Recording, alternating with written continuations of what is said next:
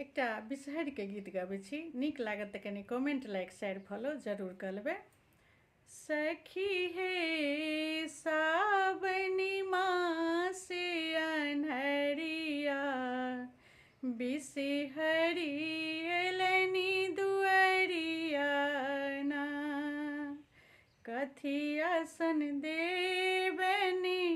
गौरी मैया कथी आसन देबनी गौरी मैया कथी बिसहरी ना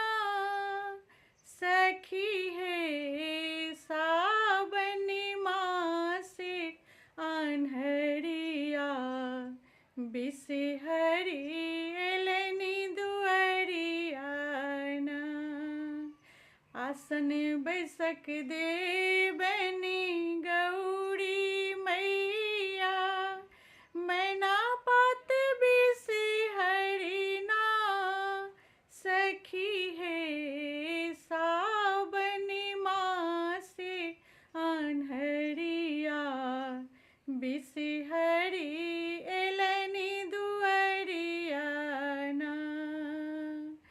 कथी फूल देबनी गौरी मैया कथी फूल बिसहरी ना सखी हे सावनी मास अन्हरिया बिसहरी एलनी दुअरिया ना लाल फूल देबनी गौरी मैया अड़हुल बिसहरी ना सखी हे सावनी मास अन्हरिया बिसहरी एलनी दुअरिया ना कथी भोजन देबनी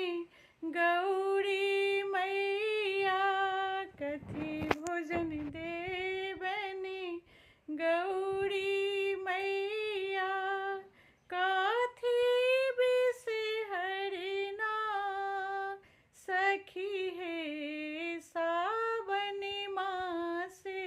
अन्हरिया बिसहरी एलनी दुअरिया ना मधुर भोजन देबनी गौरी मैया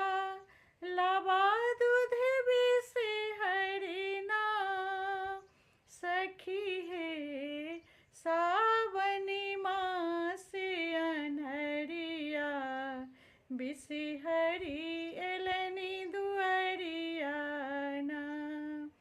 कोने बड़ी मांगबे गौरी मैया कोने बड़ी बिसहरी ना सखी हे सावनी मास अन्हरिया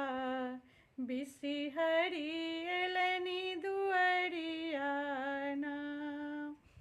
सिंदूर बड़ी मांगबे गौरी मैया पुत्री बड़ी बिसहरी ना सखी हे सावनी मास अन्हरिया बिसहरी एलनी